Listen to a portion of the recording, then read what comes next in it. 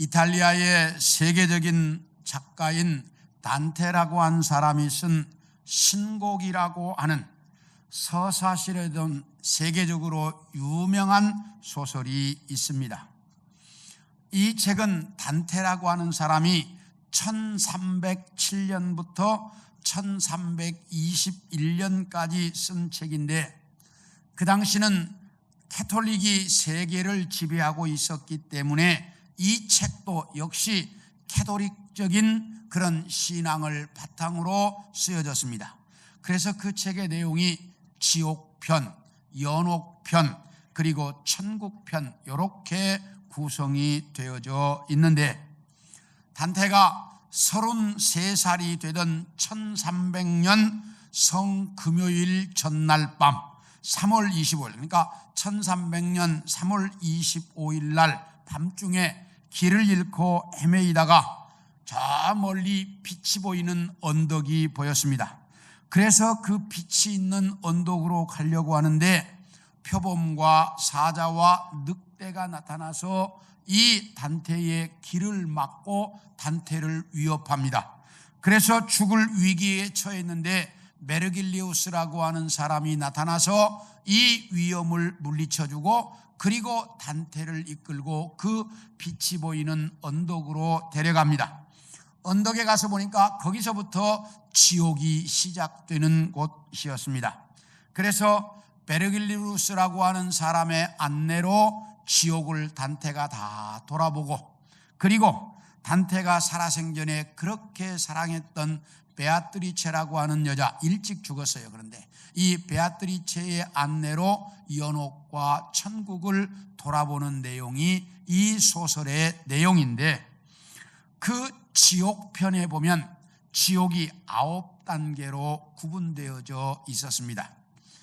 그 첫 단계는 일곡이라고 하는데, 일곡은 림보라고 해서 태어나자마자 죽어서 그 어려서 아무것도 모르고 죽은 영혼들이나 예수님이 이 땅에 오시기 전에 죽은 영혼들이 가 있는 곳이 일곡이었고, 이곡은 불의한 사랑을 했던 사람들, 그래서 음행죄를 저지른 사람들이 가 있는 곳이었습니다. 예를 들면 형수와 사랑했다가 형에게 살해당한 파울로와 프란체스카 같은 사람들이 가 있었습니다.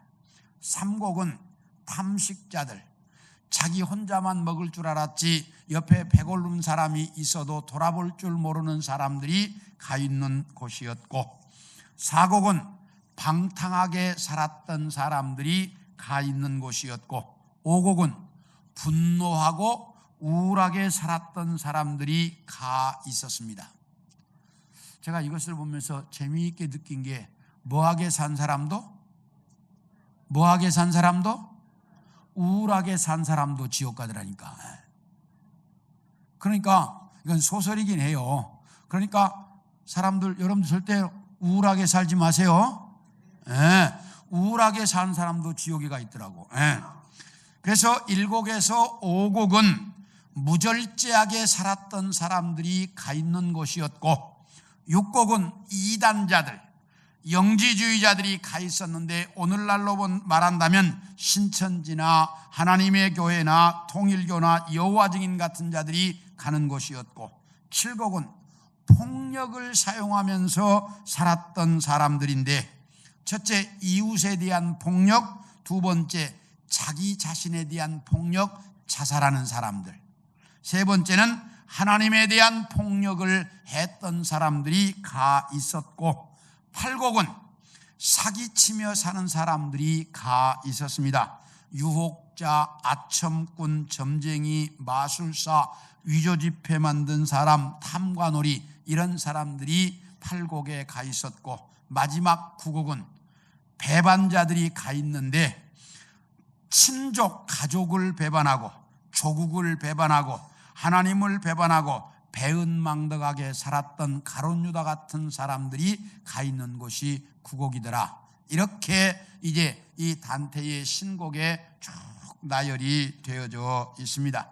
이건 어디까지나 뭐예요? 소설의 내용인데, 참 그래도 야, 지옥이라는 곳에 이렇게 많은 종류의 사람들이 간다, 이런 것들을 볼 수가 있어서 재미가 있었는데, 세상에 지옥이 어디 있냐, 세상에 천당이 어디 있냐, 죽으면 끝이지, 이렇게 말하는 사람들에게 그러면 너 죽어서 지옥에 나가라, 그러면 뭐라고 그래요? 화냅니다. 지옥이 없다고, 천국이 없다는데 너 그러면 죽어서 지옥이 나가라, 그러면 막 화를 낸다니까요. 왜 그럴까요?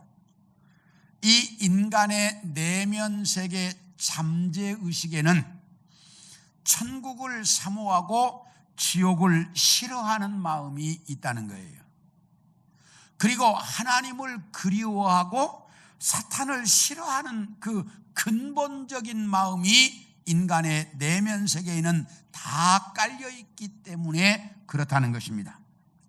오늘 여러분에게 읽어드린 이 본문에 보면 이스라엘 백성들이 하나님이 너무나 두려워서 죽을 것 같은 모습으로 하나님이 나타나셨다, 이렇게 말씀하고 있습니다.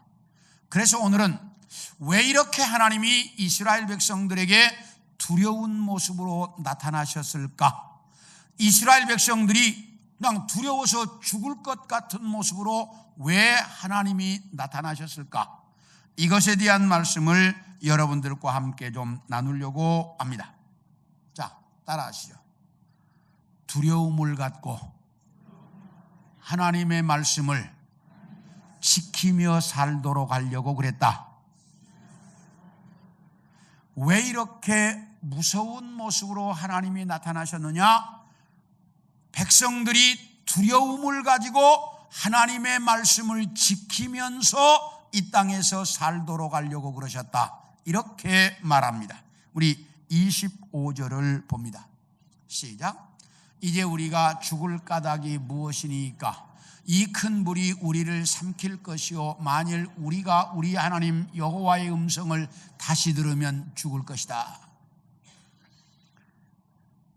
이 말씀은 하나님께서 이스라엘 백성들에게 십계명을 처음으로 주실 때의 내용입니다. 자, 그렇다면 하나님께서는 이스라엘 백성들에게 처음으로 십계명을 주실 때에 어떻게 주셨습니까? 자, 이제 우리는 이렇게 답을 쓰는 걸 두려워하니까 이제 번호 쓰기.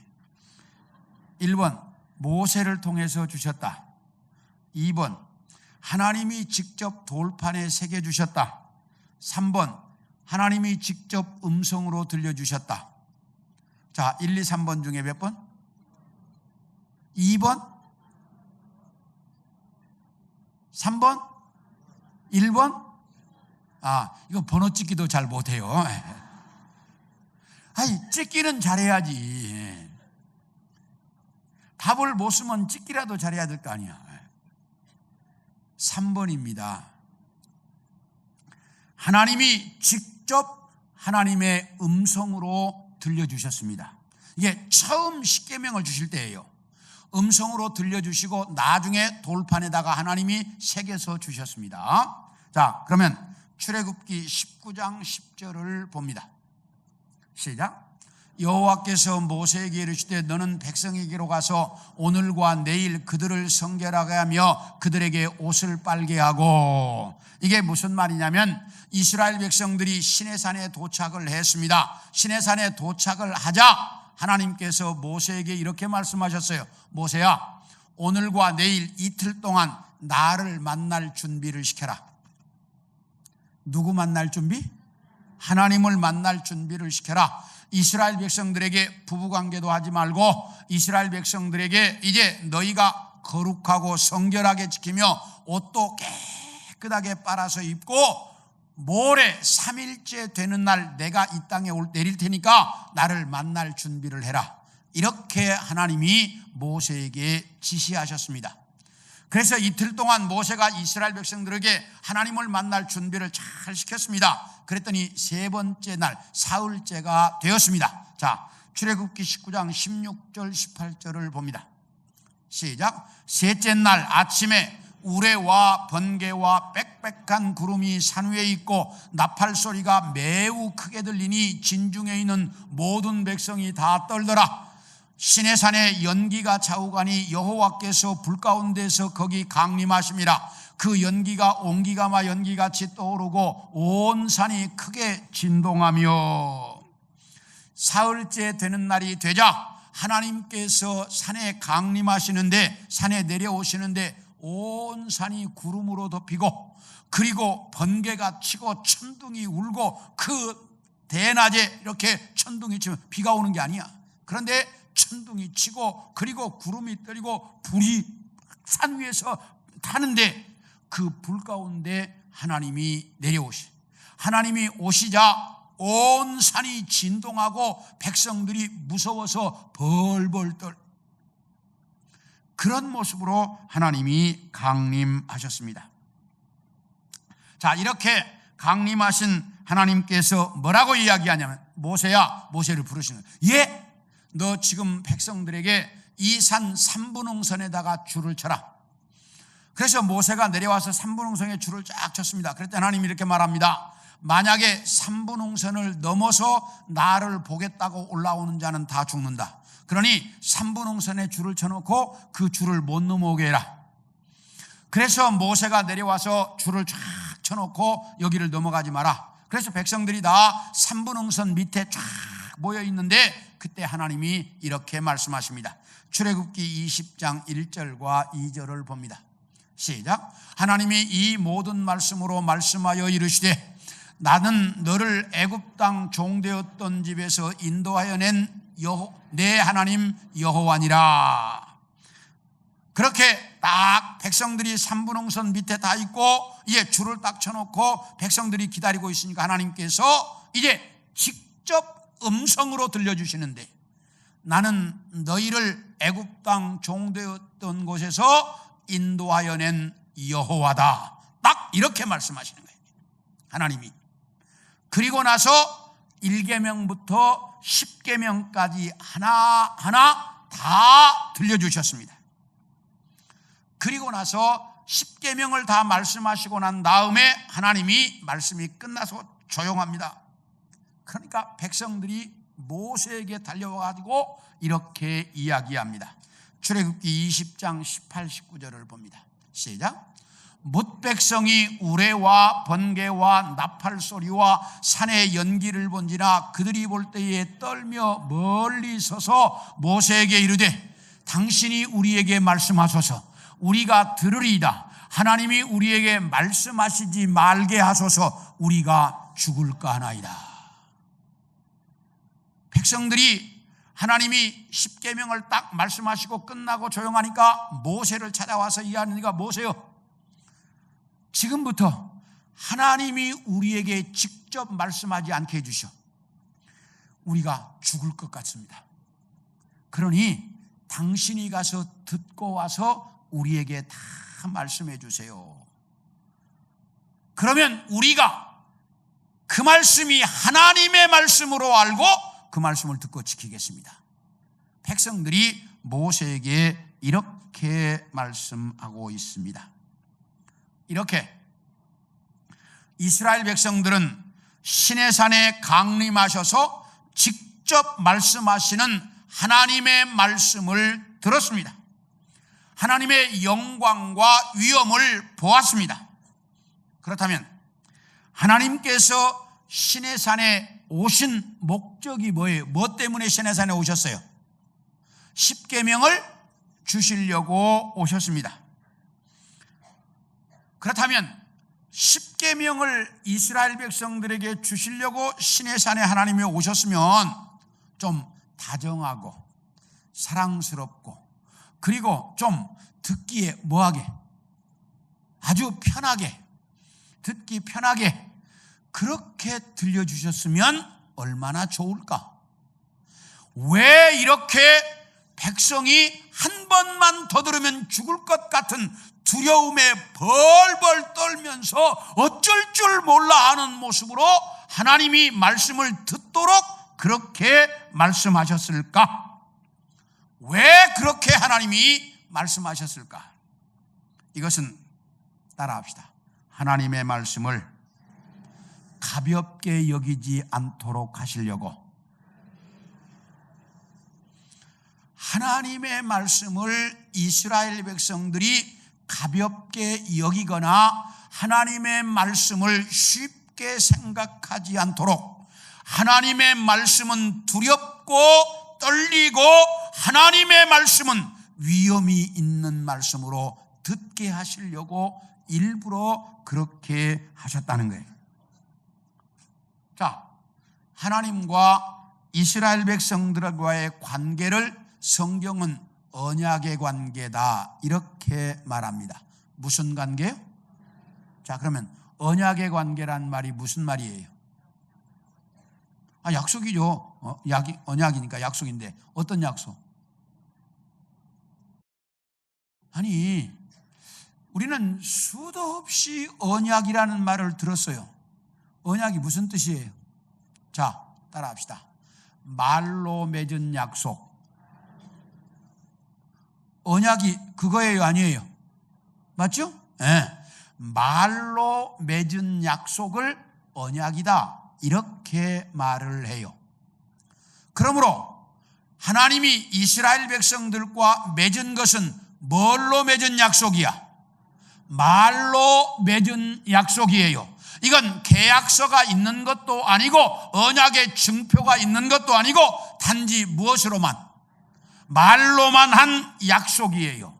그렇기 때문에 하나님의 말을 가볍게 듣는다면 그 약속은 지켜질 수가 있다 없다?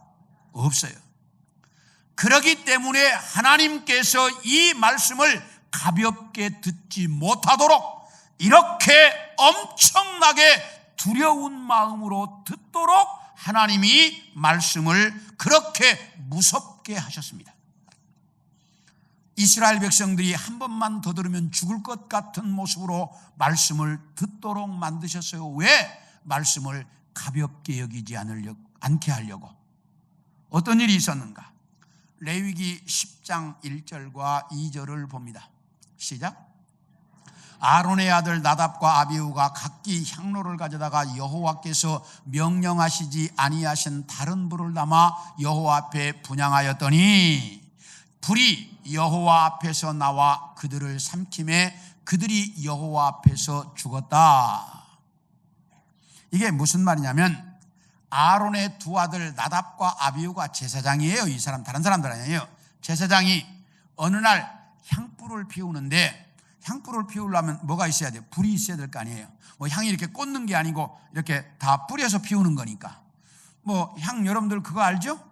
향대 요즘은 촛대처럼 꽂지만 옛날에 나 어떻게 했어요? 이렇게 해서 던졌잖아요. 불에다가. 그러니까 불에다가 불이 있어야 던질 거 아니겠어요? 그러니까 향로에다가 불을 담아다가 놔야 향을 던져서 태울 거 아니겠어요? 향내. 그런데 불을 담아오는데 아마 그 어디 좋은 불이 있었던 것 같아.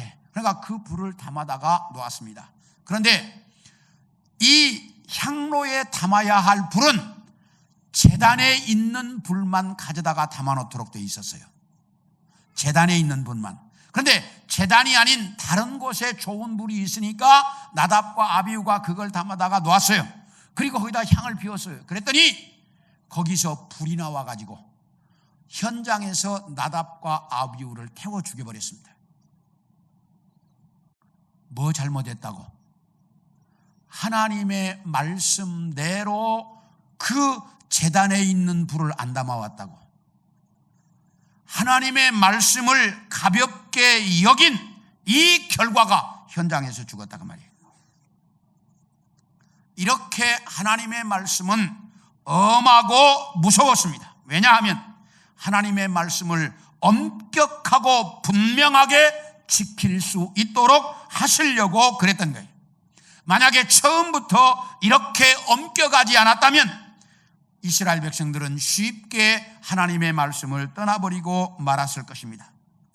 이렇게 엄격하게 시작했는데도 이스라엘 백성들은 얼마 가지 못해서 하나님의 말씀을 떠나버렸습니다.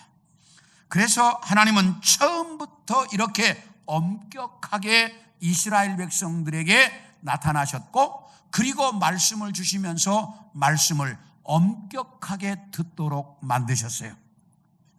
그러시면서 너희가 이 말을 너희 마음판에 새기고 살아라 이러셨어요. 우리 신명기 6장 6절을 봅니다. 시작. 오늘 내가 네게 명하는 이 말씀을 너는 어디 새기고? 마음에 새기고. 하나님이 이스라엘 백성들에게 하나님의 말씀을 주시면서 너희는 이 말씀을 너희의 마음에 새겨라 이렇게 말씀하셨어요. 왜냐하면 마음 속에 말씀이 있어야 그 말씀대로 살아갈 수 있기 때문이에요.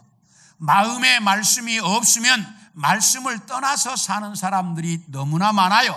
우리 한번 보겠습니다. 사무엘상 15장 1절과 3절을 봅니다. 시작.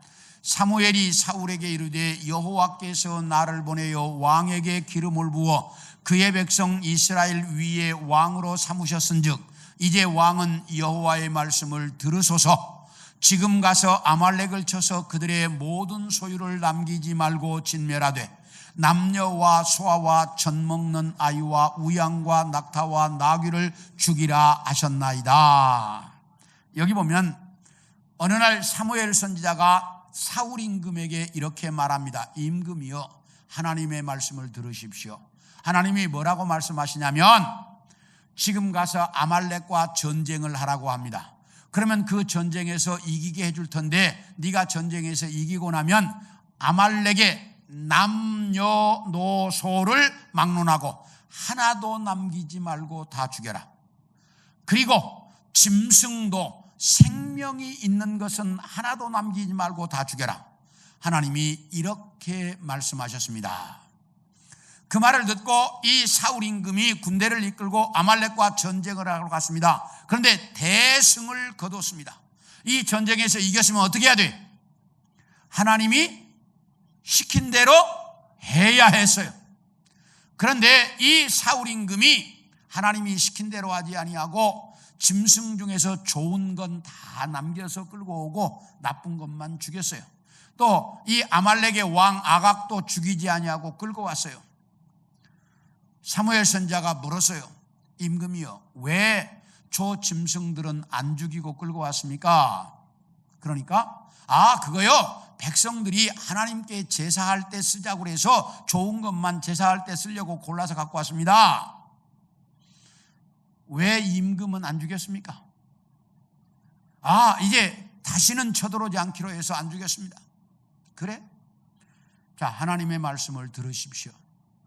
당신이 하나님의 말씀을 가볍게 여기고 하나님의 말씀에 순종하지 않았기 때문에 하나님도 당신을 버렸습니다. 하나님의 말씀을 가볍게 여긴 결과가 하나님이 당신을 버렸습니다. 이제 머지않아 당신은 이 나라의 왕에서 쫓겨날 겁니다. 하나님의 말씀을 가볍게 여기면 그렇게 된다는 거예요.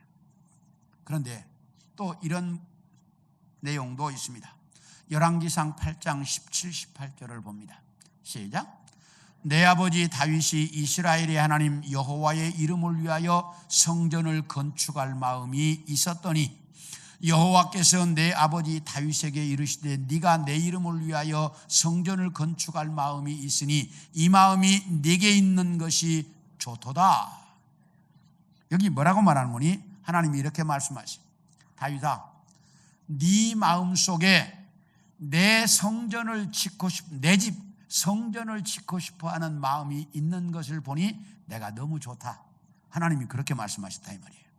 이게 무슨 이야기냐면 사무엘하 7장에 나오는 이야기인데 어느 날 다윗이 나단 선지자에게 이렇게 말했습니다. 선지자여, 나는 이렇게 좋은 백향목으로 된 그 궁에서 살고 있는데 하나님의 성전이 저렇게 텐트로 돼 있어서 내 마음이 너무 불편합니다. 그래서 하나님의 성전을 짓고 싶습니다. 그러니까 이 나단 선지자가 잘 생각했다고 그렇게 하라고. 그런데 그날 밤에 나단 선지자의 꿈속에 하나님이 나타나셨습니다. 그리고 말합니다. 나단아, 내일 다윗에게 가서 이렇게 이야기해라. 다윗, 너는 너무나 많은 전쟁을 통해서 너무나 많은 사람들을 죽여 네 손으로는 피를 많이 흘렸기 때문에 내 집을 짓지 마라 그래라. 그 아들 떼에 가서 집을 짓도록 해주겠다고 그래라. 그런데 내 집을 짓고 싶어하는 마음이 다윗에게 있는 것을 보니 내가 너무너무 좋다. 그래서 다윗에게 복을 줄 것인데 앞으로 다윗은 영원토록 위대한 인물이 되도록 해줄 것이다. 그리고 앞으로 이 나라의 왕은 다윗의 후손에서 태어난 사람만 이 나라의 왕으로 세우겠다 라고 하나님이 약속하셨어요. 전 이 성경을 보면서 너무너무 부러운 게 다윗은 성전 지었어요, 안 지었어요? 안 지었어요. 근데 뭐만 있었어? 짓고 싶은 뭐만 있었어? 근데 하나님이 뭘 보고? 마음을 보고 영원토록 위대한 자로 만들어줬죠. 얼마나 부러워요. 하지도 않았는데 뭐만 가지고? 마음만 가지고 그렇게 복을 받았다니까. 그러니까 우리는 이 땅에서 내 마음 속에 뭘 새기고 하나님의 말씀을 새기고 그 말씀대로 내가 내 마음으로 살아가려고 하면 하나님은 그 마음을 보신다 이 말이에요. 그러므로 우리가 우리 마음 속에 하나님의 말씀이 새겨져 있느냐 없느냐를 보신다는 거예요. 하나님께서 이스라엘 백성들에게 가나안 땅을 주셨는데 가나안 땅은 이스라엘 백성들이 노력해서 얻은 땅이죠? 아니죠. 이스라엘 백성들은 가나안 땅을 위해서 아무것도 한 일이 없어요. 그런데 하나님이 아브라함과 약속에 의해서 그냥 줬어요. 그러니까 가나안 땅은 이스라엘 백성들에게 거저 주어진 땅이야. 자, 이 거저 하나님께서 왜 가나안 땅을 주셨어요? 자, 잘 들으세요. 가나안 땅에 들어가서 살면서 내 말대로 살게 하려고 가나안 땅을 주셨다. 하나님이 이러신다 이 말이에요. 그러니까 가나안 땅을 주신 목적이 뭐냐? 가나안 땅에 들어가서 누구의 말씀대로? 하나님의 말씀대로 살게 하려고 가나안 땅을 거저 주셨다는 거예요. 그렇다면 여러분과 나는 내가 하나님의 자녀가 된 것이 나의 무슨 특별한 공로가 있었습니까? 아닙니다. 오직 예수 믿은 은혜로 하나님 나라 백성이 되었습니다. 그렇다면 우리는 어떻게 살라는 거예요? 하나님의 말씀대로 살아야 한다 그 말이에요. 하나님의 말씀대로 살게 하려고 나를 예수 믿어 하나님의 자녀가 되게 해주셨어요. 그러므로 따라합시다. 내 마음판에 말씀을 새기고 그 말씀대로 살아야 한다. 이렇게 살라고 우리를 구원하셨다. 이렇게 성경이 가르치고 있다 그 말이에요. 다음으로, 자, 하나님이 왜 이렇게 두려운 모습으로 나타나셨을까? 따라합시다. 공동체의 질서를 세우기 위해. 뭘 세우려고? 질서를 세우시려고. 우리 24절을 봅니다. 자, 시작. 말하되 우리 하나님 여호와께서 그의 영광과 위엄을 우리에게 보이심에 불 가운데에서 나오는 음성을 우리가 들었고 하나님이 사람과 말씀하시되 그 사람이 생존하는 것을 오늘 우리가 보았나이다. 자, 이 말씀 좀 놔두세요. 자, 여기 보면 지금 오늘 이 말씀은 누가 누구에게 하는 말이에요? 그건 23절부터 봐야 되는데, 자, 저를 보세요. 뭐라고 말하냐면 이스라엘 나라의 수령과 장로들이 모세에게 하는 말이야. 이스라엘 나라의 장로들이 모세에게 뭐라고 이야기하냐? 이렇게 말을 해요. 불 가운데서 나오는 하나님의 말씀을 우리가 뭐 했고? 들었고 불 가운데서 말씀하시는 하나님의 말씀을 우리가 들었고 하나님의 영광과 위엄을, 오늘 설교 제목이에요. 그래서 여기 영광과 위엄을 우리가 뭐 했다? 봤다. 이스라엘 나라의 장로들이 하는 말이에요. 뭐세요? 우리가 불 가운데서 말씀하시는 하나님의 음성을 들었고 그 하나님의 영광과 위엄을 보았습니다. 그리고 또 하나, 사람이 하나님과 대화를 했는데 그 사람이 죽지 않고 사는 것도 보았습니다. 여기 그러잖아요. 자, 여기 하나님이 이 사람과 말씀하시되 그 사람이 생존하는 것을 오늘 우리가 보았습니다. 사람이 하나님과 대면하면 그 사람 어떻게 돼? 죽어요. 그런데 하나님과 대면해서 이야기했는데 그 사람이 죽지 않고 사는 것도 우리가 보았습니다. 이렇게 이스라엘의 장로들이 모세에게 이야기합니다. 그 하나님과 대면했는데 죽지 않은 사람이 누구예요? 모세야. 예.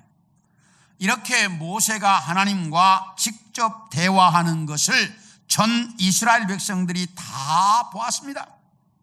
그래서 어떤 일이 벌어졌느냐? 자, 27, 28절을 봅니다. 시작. 당신은 가까이 나아가서 우리 하나님 여호와께서 하시는 말씀을 다 듣고 우리 하나님 여호와께서 당신에게 이르시는 것을 우리에게 전하소서. 우리가 듣고 행하겠나이다 하였느니라. 여호와께서 너희가 내게 말할 때에 너희가 말하는 소리를 들으신지라. 여호와께서 내게 이르시되 이 백성이 내게 말하는 그 말소리를 다 내가 들은즉 그 말이 뭐하다? 옳다. 여기 뭐라고 말하는 거니? 이렇게 말하는 거예요. 백성들이 모세요, 당신은 하나님과 딱 대화를 해도 안 죽고 사니까 앞으로 모든 말씀은 당신이 가서 하나님께 듣고 와서 우리에게 전해주세요. 우리는 한 번만 더 들었다가는 뭐 할 것 같아? 죽을 것 같아서 못 듣겠습니다. 백성들이 모세에게 그랬어요. 모세요, 당신은 하나님과 대면해도 안 죽으니까 당신이 가서 하나님의 말씀을 다 듣고 와서 우리에게 전해주세요. 우리는 한 번만 더 들었다가는 죽을 것 같습니다. 그러니까 이 말을 하나님이 들으시고 하나님이 뭐라고 말씀하시니? 모세야, 그 말이 옳다. 앞으로 그렇게 해라. 다 그러셨다니까. 하나님 다 그러셔. 그 말이 옳다. 그러니까 그렇게 해라. 그래서 그 이후로 모든 말씀을 모세가 가서 듣고 와서 이스라엘 백성들에게 전했습니다. 그러면 이스라엘 백성들은 모세가 전하는 말씀이 누구의 말씀으로?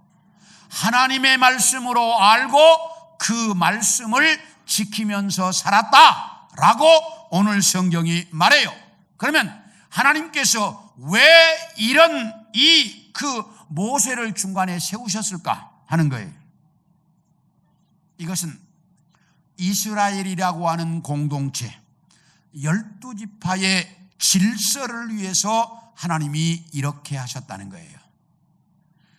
만약에 하나님께서 이렇게 하지 않으셨다면 200만 명이 넘는 이스라엘 백성들을 이끌고 광야를 지나서 가나안 땅에 가기란 불가능했을 겁니다. 그리고 이스라엘 백성들이 어떤 인간들이었는가? 우리 출애굽기 33장 3절을 봅니다. 시작. 너희를 젖과 꿀이 흐르는 땅에 이르게 하려니와 나는 너희와 함께 올라가지 아니하리니 너희는 무슨 백성? 목이 곧은 백성인즉 내가 길에서 너희를 진멸할까 염려합니다. 이게 무슨 말이냐면 모세가 시내산에 올라가서 내려오지 않고 40일 동안 안 내려오니까 이스라엘 백성들이 아론과 더불어 금송아지 우상을 만들었습니다. 그때 하나님이 하신 말씀이에요. 모세야, 나 안 갈 테니까 네가 이 백성 이끌고 가나안 땅으로 가라. 만약에 내가 이들과 함께 가다가는 이들은 목이 곧은 백성. 이 말이 무슨 뜻이에요? 교만한 백성. 그렇지. 목이 곧다는 말은 교만하다니. 이들은 교만한 백성이기 때문에 내가 가다가 다 죽여버릴 것 같다. 하나님이 그러셨다니까요. 목이 곧은 백성, 교만한 백성이기 때문에 가다가 내가 다 죽일 것 같으니까 나 안 갈 테니까 모세야 네가 데리고 와라. 이렇게 하나님이 말씀하실 정도로 이스라엘 백성들은 교만한 백성들이었어요. 그 교만한 백성들을 이끌고 가나안 땅에 가리란 쉬운 일이 아니었어요. 그래서 하나님께서 모세에게 이런 권세를 주셨다 그 말이에요. 그래서 모세에게 그런 엄청난 권세를 주어서 이스라엘 백성들을 인도해 갈 수 있도록 하셨어요. 자, 또 하나를 더 보겠습니다. 민수기 12장 7절과 8절을 봅니다. 시작. 내 종 모세와는 그렇지 아니하니 그는 내 온 집에 충성함이라.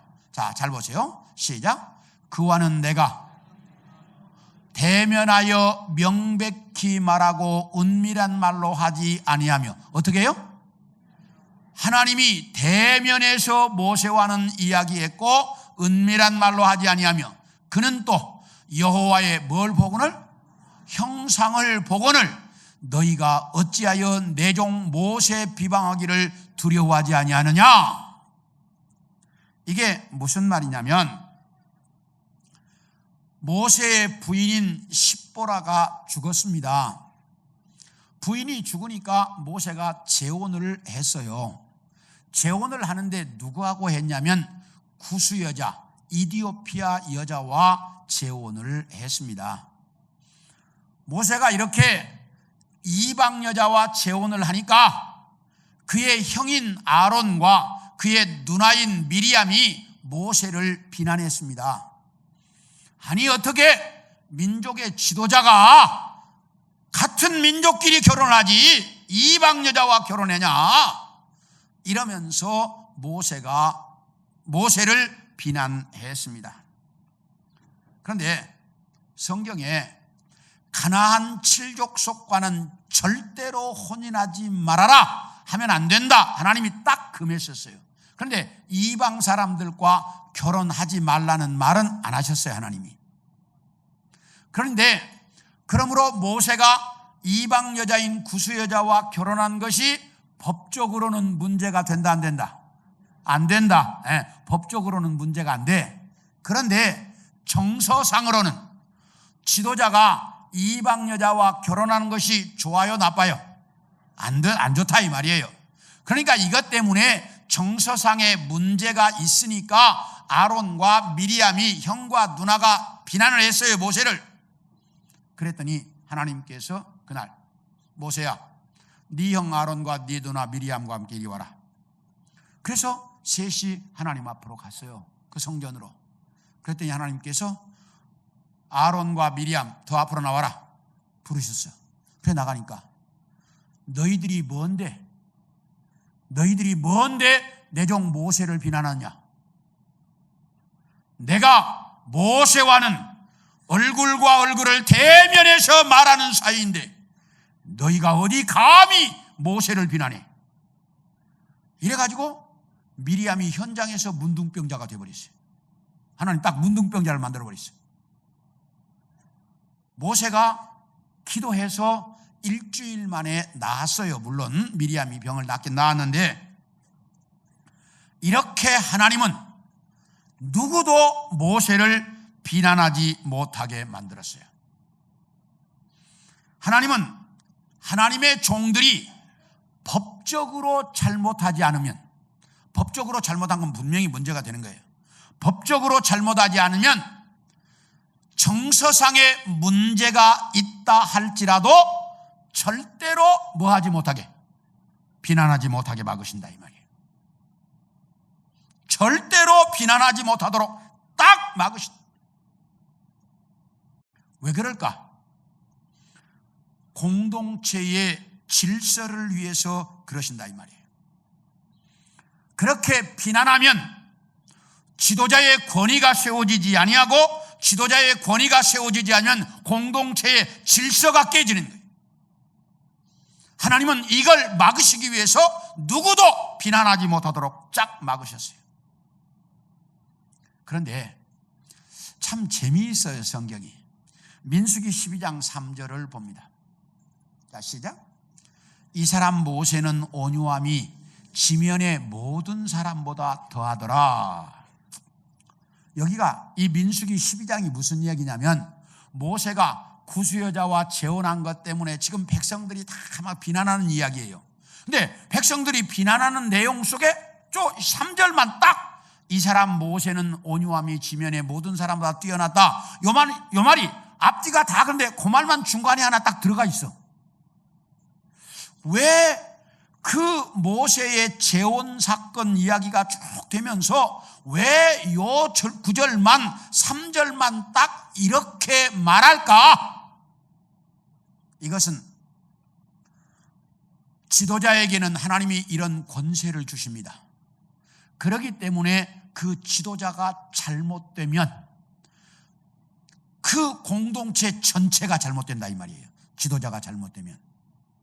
그런데 모세에게는 내가 얼굴과 얼굴을 대면해도 살만한 권세를 준 이유는 그는 이렇게 온유한 사람, 이렇게 겸손한 사람이어서 그에게 어떤 권세를 주어도 그는 잘못될 사람이 아니다. 이걸 다 가르쳐 주시는 거예요. 모세는 이렇게 온유한 자여서, 이렇게 겸손한 사람이어서 모세에게 내가 어떤 권세를 주어도 모세는 잘못될 사람이 아니다. 그러니 너희가 모세를 뭐하지 말고, 비난하지 말고 모세의 권세 앞에 너희가 순복해라. 딱 하나님이 그렇게 딱 자르셨습니다. 그래서 누구도 모세의 권세에 도전하지 못하게 하나님이 막으셨어요. 이처럼 오늘날 교회에도 하나님께서 목회자에게 영적인 권세를 주시는 이유가 하나님의 교회라고 하는 이 공동체를 위해서 하나님이 권세를 주시는 거예요. 교회의 질서와 공동체의 평화와 성장을 위해서 교역자에게, 목회자에게 그런 권세를 주십니다. 그러므로 이 교회를 위하는 일에는 누구도 목회자의 권세 앞에 도전하지 못하도록 하나님은 막으십니다. 도전하면 그 사람 본인만 손해예요. 막으셔요. 그런데 목사에게 이런 권세를 주셨기 때문에 목사가 그 권세를 잘 사용해야 되는데 잘못 사용하면 그 공동체가 잘못돼. 그렇기 때문에 뭐라고 말씀하시느냐? 모세처럼 목회자도 겸손하고 온유한 자가 되라.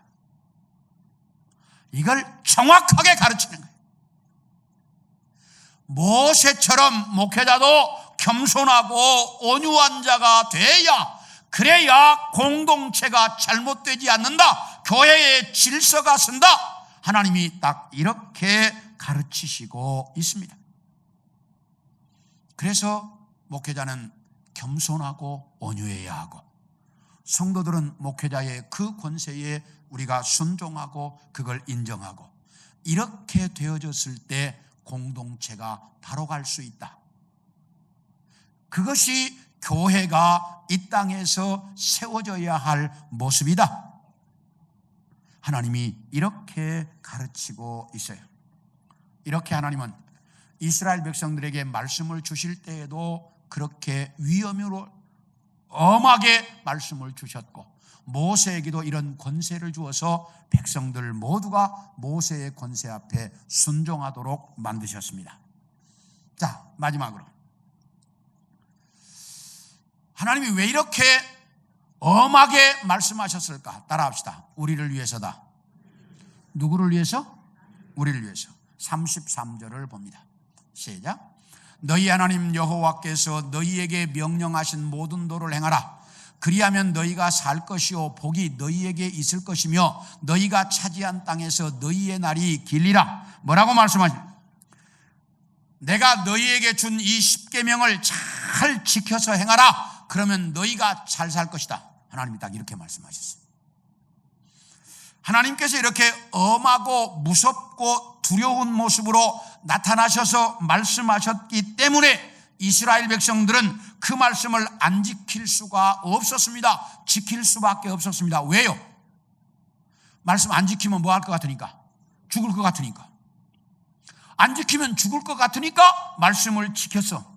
그랬더니 말씀을 잘 지킨 사람들에게 하나님이 놀라운 복을 주셨어요. 그러니까 백성들이 처음에는 뭐해서 지켰는데? 무서워서 지켰는데 지키고 보니까 이게 누구에게 복이야? 나에게 복이야. 그러니까 그 이후부터는 지키지 말라고 해도 지킨다 이 말이에요. 오늘날에도 많은 사람들이 그렇게 이야기합니다.